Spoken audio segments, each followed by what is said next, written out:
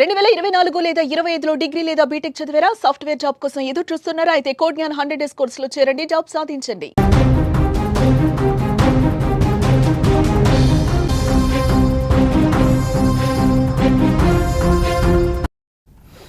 Big breaking news చూస్తున్నాం. Russia Ukraine వార్కి సంబంధించి యుక్రెయిన్పై Russia దండయాత్ర చేస్తోంది. మళ్ళీ బీభత్సమైన దాడి చేసింది. మరోసారి డ్రోన్ దాడి చేసింది. అతిపెద్ద డ్రోన్ దాడి జరిగింది. పుతిన్పై ట్రంప్ ఒకవైపు ఆగ్రహం వ్యక్తం చేస్తున్నప్పటికీ 24 గంటల్లోనే యుక్రెయిన్పై బాంబులు వర్షం కురిపించాడు పుతిన్. 728 డ్రోన్లు 13 క్షిపణులతో ఒక్కసారిగా అటాక్ చేశాడు పుతిన్. ఉక్రెయిన్ రాజధాని కీవ్ లక్ష్యంగా ఈ దాడులు జరిగాయి. రష్యాపై ఉక్రెయిన్ కూడా 86 డ్రోన్లతో ప్రయోగం చేసింది.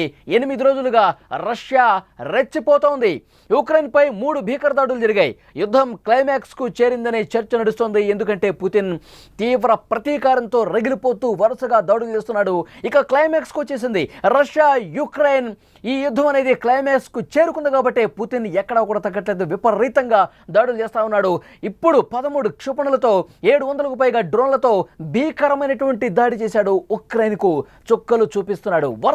వరుసగా దాడులు చేస్తుంటే ఇక యుద్ధం క్లైమాక్స్ చేరిపోయింది. యుక్రెయిన్ పని అయిపోయింది. యుక్రెయిన్ ఖతమైపోతోంది.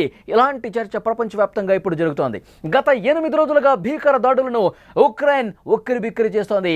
మరోసారి తాజాగా డ్రోన్లు క్షిపణులతో రష్యా విరుచుకుపడుతోంది. 3 ఏళ్లుగా యుద్ధం జరుగుతోంది. ఏనాడు చేయనటువంటి అతిపెద్ద డ్రోన్ దాడిని గత రాత్రి చేశాడు పుతిన్. ఉక్రెయిన్ రాజధాని కీవ్తో పాటు అక్కడ ఉన్నటువంటి చాలా ప్రాంతాల్లో పశ్చిమ భాగం లక్ష్యంగా చేసుకుని 728 డ్రోన్లు 13 క్షిపణులతో బెంబేలెత్తించింది. ఈ దాడులో జరిగిన ప్రాణ నష్టం బయటకు రాకపోయినా సరే భారీగా ఆస్తి నష్టం మాత్రం ప్రస్తుతం కనిపిస్తోంది. కొన్ని భవనాలు కుప్పకూలిపోయాయి, మరికొన్ని మంటలకు ఆహుతయ్యాయి. రష్యా దాడిని ఉక్రెయిన్ ధృవీకరించింది. అయితే రష్యా వైమానిక దాడిని తాము తిప్పికొట్టడంతో పెను ప్రమాదం తప్పిందని ఆ దేశం చెబుతున్నప్పటికీ కూడా ఎంత పెద్ద నష్టం జరిగిందో స్క్రీన్ మీద విజువల్స్ చూస్తుంటేనే మీకు అర్థమవుతుంది. పెద్ద పెద్ద భవనాలన్నీ కూడా కూలిపోతున్నాయి, మంటల్లో చిక్కు పూర్తిగా ధ్వంసమవుతున్నటువంటి పరిస్థితి ఉంది. మాస్కో పైకి 86 దాడులను ప్రయోగించింది. పుతిన్ పై ట్రంప్ ఆగ్రహం వ్యక్తం చేస్తూ ఆడియో బయటకు వచ్చినటువంటి 24 గంటల వ్యవధిలోనే ఈ భీకరమైనటువంటి దాడి జరగటం విశేషం. ఆడియోలో యుక్రెయిన్ పై దాడులపై స్పందించిన అమెరికా అధ్యక్షుడు డొనాల్డ్ ట్రంప్ రష్యా చర్యలను తీవ్రంగా ఖండించారు. ఉక్రెయిన్కు మరిన్ని ఆయుధాలు అందిస్తామని సంచలనమైనటువంటి ప్రకటన చేశారు. పుతిన్ శాంతిని అసలు కోరుకోవటం లేదు, రెచ్చిపోతా ఉన్నాడు, దాడులు చేస్తూ ఉన్నాడు. యుక్రెయిన్ పని అయిపోతోంది. ఇదే విధంగా కంటిన్యూ చేస్తే కనుక ఉక్రెయిన్కు మేము నేరుగా సాయం చేస్తాం, ఉక్రెయిన్కు ఆయుధాలు సప్లై చేస్తామంటూ ట్రంప్ హెచ్చరించాడు కూడా. ఎందుకంటే గతంలో చాలా సందర్భాల్లో పుతిన్కి ఫోన్లు చేసి గంటలు మాట్లాడుతున్నప్పటికీ కూడా ఇంతవరకు కూడా పుతిన్ మెత్తబడని పరిస్థితి లేదు. పుతిన్ ఏమాత్రం వెనక్కి తగ్గట్లేదు. ఉక్రెయిన్ అంతం కావాల్సిందే, ఉక్రెయిన్ పని మేము చూసుకుంటాం. ఉక్రెయిన్ మా గుండె మీద కొట్టింది, మా గుండె మీద మాయనటువంటి ఒక గాయం చేసింది ఉక్రెయిన్.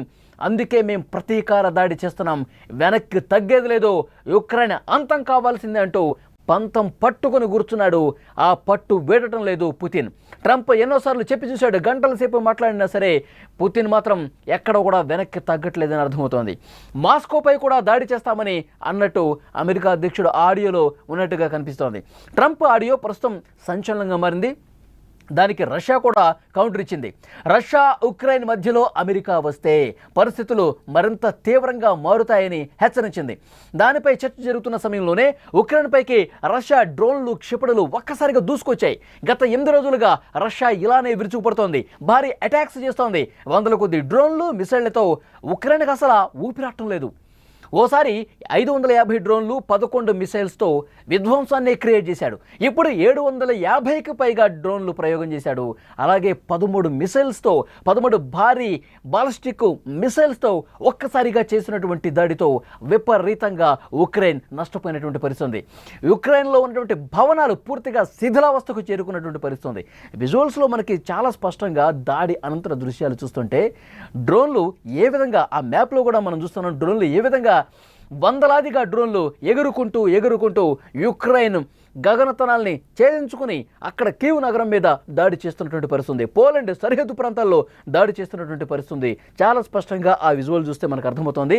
పూర్తిగా డ్రోన్లు ఏ విధంగా ఎగురుకుంటూ వందలాదిగా డ్రోన్లు యుక్రెయిన్ పైకి దూసుకుంటూ పోతున్నాయో స్పష్టంగా మనకు కనిపిస్తోంది. పెద్ద ఎత్తున అక్కడ దాడులు చేసి అక్కడ నుండి భవంతులు, ప్రభుత్వ కార్యాలయాలు అన్నీ కూడా శిథిలావస్థకు చేరుకున్నాయి.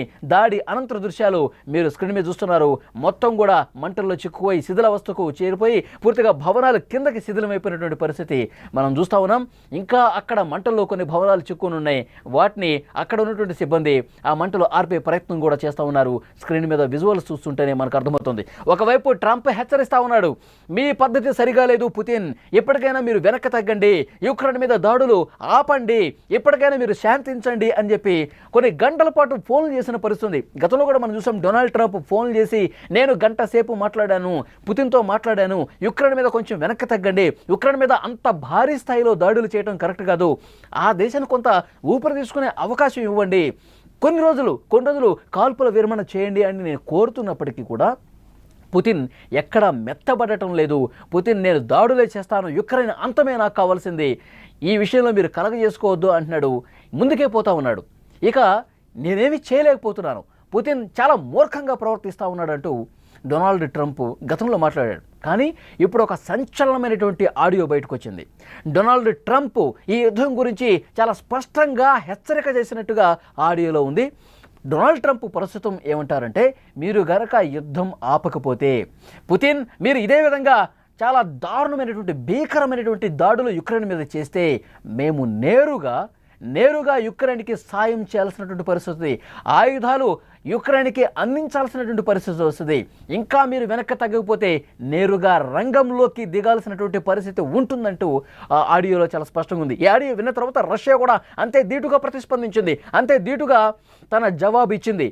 మా ఇద్దరి మధ్య మీరు రావాల్సినటువంటి అవసరం లేదు, రష్యా యుక్రెయిన్ యుద్ధంలో మీరు కలగజేసుకోవాల్సినటువంటి అవసరం లేదు, మీ జోక్యం అవసరం లేదు, ఒకవేళ మీరు అదే విధంగా జోక్యం చేసుకుంటే కనుక పరిస్థితులు చాలా దారుణంగా ఉంటాయి, చాలా తీవ్ర పరిణామాలు మీరు కూడా ఎదుర్కోవాల్సి ఉంటుంది అంటూ రష్యా కూడా చాలా స్పష్టంగా ట్రంప్కి హెచ్చరిక జారీ చేసినటువంటి పరిస్థితి ఉంది.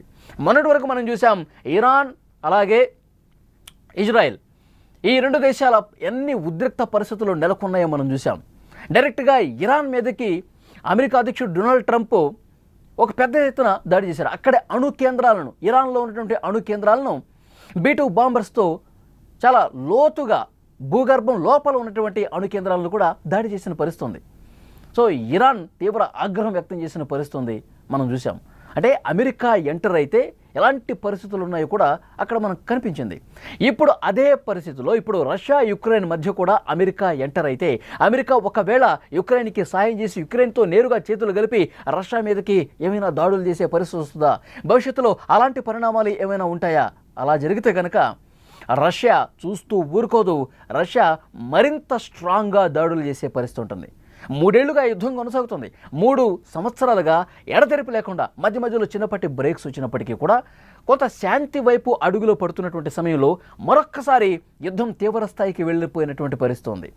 3 సంవత్సరాలుగా ఈ యుద్ధం జరుగుతున్నటువంటి సమయంలో యుక్రెయిన్ ఎప్పుడైతే రష్యా భూభాగంలోకి చొచ్చుకెళ్ళి ఆపరేషన్ స్పైడర్ వెబ్ చేసిందో, యుక్రెయిన్ 4000 కిలోమీటర్లు రష్యా భూభాగంలోకి చొచ్చుకొని వెళ్ళి మరి అక్కడ రష్యా ఇంటెలిజెన్స్ కార్యాలయం పక్కనే ఒక నెట్వర్క్ ఏర్పాటు చేసుకొని ఏ విధంగా డ్రోన్ దాడి చేసిందో, 41 విమానాలను డ్రోన్ల సాయంతో కూల్చేసిందో, అప్పుడే పుతిన్ చాలా స్పష్టంగా చెప్పాడు, మా గుండె మీద కొట్టాడు జెలెన్స్కీ, యుక్రెయిన్ మా గుండెకి గాయం చేసింది, చాలా వ్యూహాత్మకమైనటువంటి మా స్థావరాల మీద దాడి చేసింది, మాకు తీవ్రమైనటువంటి నష్టాన్ని కలగజేసింది, ఈ నష్టాన్ని మేము అతి త్వరలోనే దీనికి దెబ్బకు దెబ్బ కొడతామంటూ చాలా స్పష్టంగా పుతిన్ హెచ్చరించిన పరిస్థితుంది.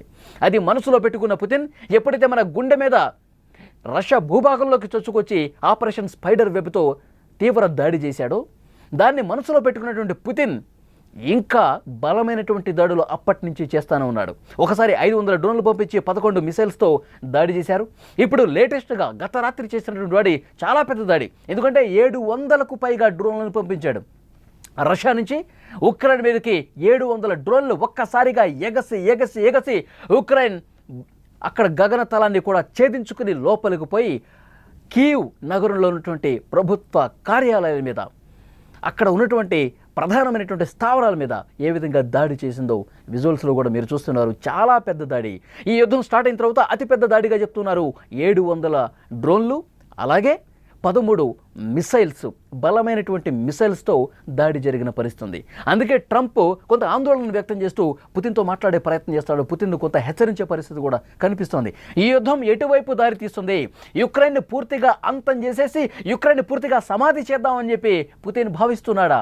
ఇది కరెక్ట్ కాదు. పుతిన్ ఇప్పటికైనా వెనకడుగువే, ఇప్పటికైనా మెత్తబడు, ఇప్పటికైనా నీ నిర్ణయాన్ని మార్చుకో అంటూ ట్రంప్ హెచ్చరించే పరిస్థితి, ఒక ఆడియో రిలీజ్ చేసే పరిస్థితి వచ్చిందంటే ఈ రెండు దేశాల మధ్య ఎలాంటి భీకర యుద్ధం జరుగుతోంది. ముఖ్యంగా సాధారణ ప్రజానికం కూడా తీవ్ర ఇక్కట్లు పడుతూ ఉన్నారు. కీవ్ నగరాన్ని పూర్తిగా వదిలేసి ఆ జనంతో కూడా సురక్షిత ప్రాంతాలకు తరలిపోతూ ఉన్నారు. పౌరుల లక్ష్యం కాదు, మా లక్ష్యం అంతా జెలెన్స్కీ సంబంధించినటువంటి ప్రభుత్వ కార్యాలయాలు, సైనిక స్థావరాలు, వీటి మీదే. మా మీద దాడి చేశారు కాబట్టి మేము ప్రతిదాడి చేస్తున్నాం. మా మీద చాలా వ్యూహాత్మక అతిపెద్ద దాడిగా వాళ్ళు చెప్పుకున్నారు కదా, సరే మేము కూడా దాడి చేస్తే ఎలా ఉంటుందో మేము కూడా రుచి చూపిస్తామన్నట్టుగా పుతిన్ వైఖరి ఉంది. పుతిన్ మాత్రం ఎక్కడా వెనక్కి తగ్గట్ల. యుక్రెయిన్ పూర్తిగా అంతం చేసి యుక్రెయిన్ పూర్తిగా స్వాధీనం చేసుకున్నటువంటి ఆలోచనతో పుతిన్ ఉన్నాడు అనడానికి ఈ యుద్ధం జరుగుతున్నటువంటి తీరు కనిపిస్తూ ఉంది. చూద్దాం. ట్రంప్ ఒక ఆడియో కూడా రిలీజ్ చేసే పరిస్థితి వచ్చిందంటే ఈ యుద్ధంలో ఇక నేను కలగజేసుకోవాలి, యుక్రెయిన్కి సాయం చేస్తాను, లేదంటే యుక్రెయిన్తో నేరుగా కలిసి మీ మీద దాడి చేసే సమయం కూడా వస్తుంది అని ఆడియో కాల్లో హెచ్చరించే పరిస్థితి ఉంది. అంటే నెక్స్ట్ పరిణామాలు ఇంకెంత దారుణంగా మారుతాయో, ఈ యుద్ధం ఇంకా ఎటువైపు దారితీస్తుందని ఒక భయం అయితే చాలా దేశాల్లో కూడా కనిపిస్తుంది. అందరూ కూడా కొంత సయోధ్యగా సానుకూల పరిస్థితి తీసుకొచ్చే విధంగా, ఈ యుద్ధం కొంత సద్దుమణిగే విధంగా ప్రయత్నాలు కొంతమంది చేస్తున్నప్పటికీ కూడా పుతిన్ ఎక్కడా వినిపించుకోవట్లా. పుతిన్ అసలు ఎక్కడా వెనకడు వేయట్లా. చూద్దాం నెక్స్ట్ ఏం జరగబోతుంది, ఎలాంటి పరిస్థితులు ఉత్పన్నం అవుతాయి అన్నది.